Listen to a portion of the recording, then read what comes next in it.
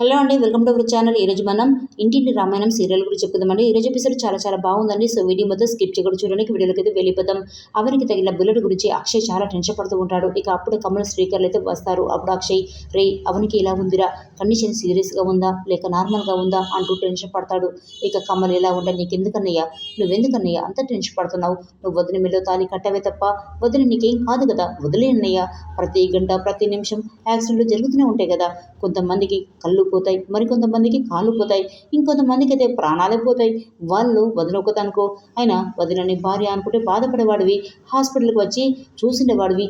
నువ్వు వచ్చి చూడలేదు అంటే ఇంకా ఇన్ఫర్మేషన్ అడగడం ఎందుకు, ఇంత టెన్షన్ పడడం ఎందుకు అంటూ కోపం చేశాడు. ఇక అక్షయ్, రేయ్ నాన్న వయసులో పెద్దోడు, నాన్నకి ఏం జరగబోతుందోనని అని చెప్పబోతుంటే అప్పుడు కమల్, నాన్న అమ్మ తమ్ముడు చెల్లి వీళ్ళే ముఖ్యం, కానీ వదిలి నీకేం కాదా అన్నయ్య? నీకేం కాదు అనుకుంటే ఈ పెళ్ళి తాళి పిల్లలు ఇవన్నీ నీకెందుకన్నయ్య? అసలు నీకు నిజంగా వదిన మీద ప్రేమ ఉంటే హాస్పిటల్కి వచ్చేవాడివి. అయినా నువ్వు వదిలిని పట్టించుకోకపోయినా వదిలిని చూసుకోవడానికి మేమున్నాం అంటూ కోపంగా ఇంట్లోకి అయితే వెళ్ళిపోతాడు కమల్. ఇక శ్రీకర్, వదినికి ప్రమాదం ఏం లేదన్నయ్య, నువ్వేం టెన్షన్ పడకు అని చెప్పేసి తను కూడా ఇంట్లోకైతే వెళ్ళిపోతాడు. ఇక మరోవైపు అవని చెయ్యికి గాయమైంది కాబట్టి చాలా బాధపడుతూ ఉంటుంది. ఇక దయాకర్, నిన్ను చంపాలనుకున్న వాళ్ళ మీద నేను పోలీస్ కంప్లైంట్ ఇస్తానని చెప్తాడు. ఇక అవని వద్దని చెప్తే అప్పుడు స్వరాజ్యం, మీ మామయ్య గారు పెద్ద మనిషి, తను ఇలా చేయొచ్చా మరి అంటుంది. ఇక అవని, మామయ్య గారు ఆవేశపడడానికి కారణం ఉంది పిన్ని. కన్న తండ్రిగా పిల్లల మీద ఎన్నో ఆశలు పెట్టుకున్నారు, వాళ్ళ మీద ఎంతో నమ్మకం పెంచుకున్నారు. ఇప్పుడు ప్రణతి విషయంలో ఇలా జరిగినందుకు ఆయన తట్టుకోలేకపోయారు. అందుకే మామయ్య గారు తన ఆవేశాన్ని కంట్రోల్ చేసుకోలేకపోయారు. మనమే అర్థం చేసుకోవాలి పిన్ని అంటుంది. ఇక స్వరాజ్యం, ఆవేశం ఆయనకు ఒక్కరికే కాదు మిగతా వాళ్ళకి ఉండదా? ఆయన ఆవేశంతో ఎవరినైనా చంపేస్తారా? నువ్వు అడ్డొచ్చావు కాబట్టి ప్రణతి బ్రతికిపోయింది. నీ చేతికి తగిలిన బుల్లెట్ తలకు గుండెకు తగిలితే నువ్వే చచ్చిపోయేదానివి. అసలు నువ్వు అడ్డు రాకపోతే ప్రణతి ఏమై ఉండేది? కన్న కూతురిని కోడల్ని ఎవరైనా ఇలాగే చంపేసుకుంటారా? అలా చంపాలనుకున్న వాళ్ళని పెద్ద మనుషులు అనరు, హంతకులు అంటారు. అలాంటి వాళ్ళని వదిలేస్తే తప్పు చేసిన వాళ్ళందరూ కూడా ఇలా గన్నులు కత్తులు పట్టుకొని తిరుగుతారు. ఇక వాళ్ళని క్షమించడం అంటే అది మంచితనం కాదు, మూర్ఖత్వం అంటుంది స్వరాజ్యం. ఇక అవన్నీ వదిలేపిని అని చెప్పినప్పటికీ స్వరాజ్యం మాత్రం వినిపించుకోదు. ఊరి వాళ్ళ సమస్యలను పరిష్కరించే నేను నా సొంత వాళ్ళకి సమస్యలు వస్తే చేతికాని దానిలా ఇలా చేతులు కట్టుకుని ఉండాలా?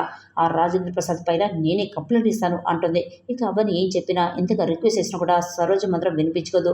తర్వాత రోజు పోలీసు వాళ్ళు రాజేంద్ర ప్రసాద్ ఇంటికి వస్తారు.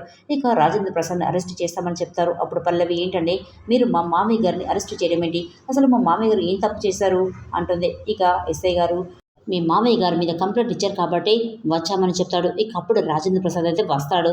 ఇక మీరు మీ పెద్ద కొడులు అవని మీద గన్ ఫైర్ చేశారు, ఆమెని షూట్ చేసి చంపాలనుకున్నారు, అందుకే అటెంప్ట్ మర్డర్ కింద మిమ్మల్ని అరెస్ట్ చేస్తున్నామని చెప్తారు. ఇక ఒక్కసారిగా అందరూ షాక్ అవుతారు.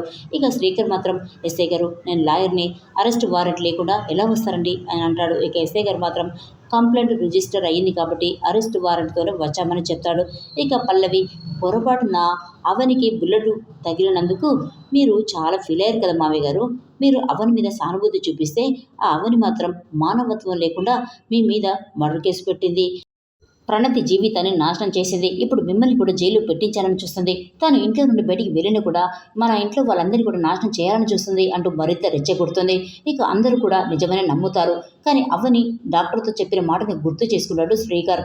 ఇక మా వదిన మా నాన్నగారి మీద కంప్లైంట్ ఇచ్చిందంటే నేను నమ్మలేకపోతున్నాను. అసలు మీ స్టేషన్కి ఎవరు వచ్చారు, ఎవరు కంప్లైంట్ ఇచ్చారు అని ఎస్ఐ గారిని అయితే అడుగుతాడు. ఇక కమల్ వస్తాడు. ఇక స్టేషన్కి వెళ్ళింది నేనే, నాన్న మీద మర్డర్ కేసు పెట్టింది నేనే అంటూ అందరికి షాక్ ఇస్తాడు.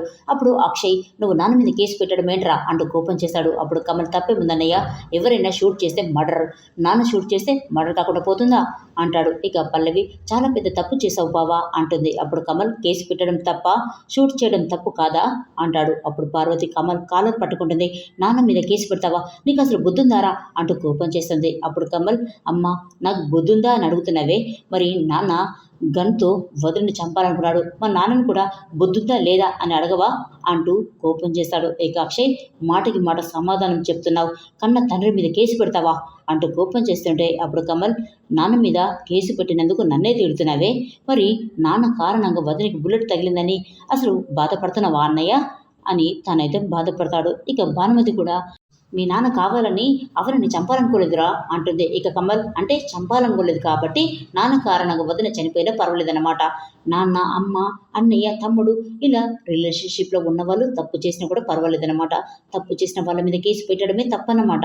మరి మీరందరూ చెప్పింది న్యాయమే, నేను చేసిందే నేరం అని చెప్తున్నారే, మరి అసలు నేను చేసిన నేరమేంటి, అసలు నేను చేసిన తప్పేంటి? అంతకుముందు మన ఆఫీస్లో ఎవరు మత్తు పదార్థాలు పెట్టినందుకు అన్నయ్యని నన్ను అరెస్టు చేశారు. ఏ తప్పు చేయకపోయినా కూడా మమ్మల్ని అరెస్ట్ చేయడం తప్పు కానప్పుడు మరి తప్పు చేసిన నాన్నని అరెస్ట్ చేయడం తప్పెందుకు అవుతుంది? ఎవరో అమ్మాయి కారణంగా అనుమానంతో అన్నయ్యని అరెస్ట్ చేశారు. ఇలా అనుమానించి అరెస్ట్ చేయడం తప్పు కానప్పుడు మరి గన్తో షూట్ చేసి చంపాలనుకున్న నాన్నని అరెస్ట్ చేయడం తప్పెందుకు అవుతుంది?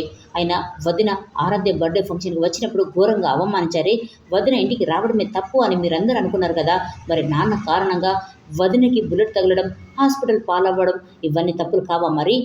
వదిన నేను చంపాలనుకుంది అని వదినని ఇంట్లో నుండి పంపించేశావు. మరి వదిన నేను చంపాలనుకోవడం తప్పు అయితే మరి నాన్న చెల్లికి అడ్డు వచ్చిన వదినని చంపాలనుకోవడం తప్పనిపించట్లేదా? అయినా చెల్లి ఎవరు అర్హత లేని వారిని ప్రేమించిందని, వదిన తమ్ముణ్ణి పెళ్లి చేసుకుందని చెల్లిని కూడా ఇంట్లో నుండి బయటికి పంపించారే, మరి ప్రేమించిన వారిని పెళ్లి చేసుకోవడం తప్పు అయినప్పుడు నాన్న చెల్లి ప్రాణాలను తీయాలనుకోవడం కూడా తప్పు కాదా అమ్మా?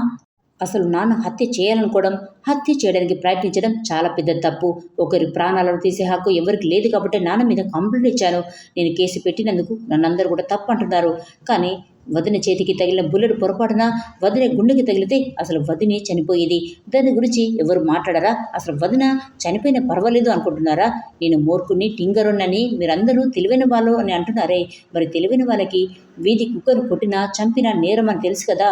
అది తెలిసి కూడా నాన్న ఒకరి ప్రాణాలు తీయాలనుకోవడం నేరం, పాపం, అన్యాయమని మీకు తెలియదా అంటూ చాలా కోపం చేస్తాడు. ఇక రాజేంద్ర ప్రసాద్ని పోలీసు వాళ్ళు అరెస్ట్ చేసి తీసుకెళ్తుంటే అవని వచ్చి అడ్డుపడుతుంది.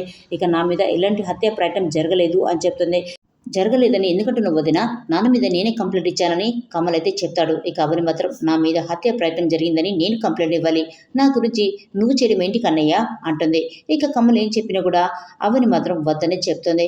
ఇక కమల్ ఇచ్చిన కంప్లైంట్ వాపస్ తీసుకోమని ఎస్ఐకి అయితే చెప్తుంది. ఇక ఎస్ఐ గారు కంప్లైంట్ ఇచ్చాక వెనక్కి తీసుకోవడం ఏంటి మేడం అంటే అప్పుడు అవని నా మీద హత్య ప్రయత్నం జరిగితే నేను కేసు పెట్టాలి, నేను కేసు పెట్టకుండా జరిగింది ఏది తెలుసుకోకుండా మీరు ఎలా అరెస్ట్ చేశారు అంటుంది. ఇక ఎస్ఐ గారు రాజేంద్ర ప్రసాద్ గారికి సారీ చెప్పేసి అక్కడి నుండి అయితే వెళ్ళిపోతాడు. ఇక అందరూ ఇంట్లోకి వెళ్ళిన తర్వాత పల్లవి తన దగ్గరికి అయితే వస్తుంది. నువ్వు సింపతి సంపాదించుకోవడం కోసం కరెక్ట్ టైంకి వచ్చావు, బాగానే ప్లాన్ చేసావులే అంటుంది. ఇక అవని నేను చెప్పాలనుకున్నది పోలీసు వాళ్ళకి చెప్పాను, ఇక నేను చేయాలనుకున్నది నేను చేస్తాను అంటూ అక్కడి నుండి అయితే వెళ్ళిపోతుంది. ఇక ఇంటికి రాగానే భరత్, అక్క నువ్వు ప్రణతి లైఫ్ సేవ్ చేయాలనుకున్నావు, కానీ నీ లైఫ్ ఎంత డేంజర్ పడుతుందో నువ్వు ఆలోచించట్లేదు అక్క అంటూ చాలా బాధపడతారండి. మరి ఈ వీడియో మీకు నచ్చినట్లయితే ప్లీజ్ సబ్స్క్రైబ్ చేసుకుని మర్చిపోకూడదు.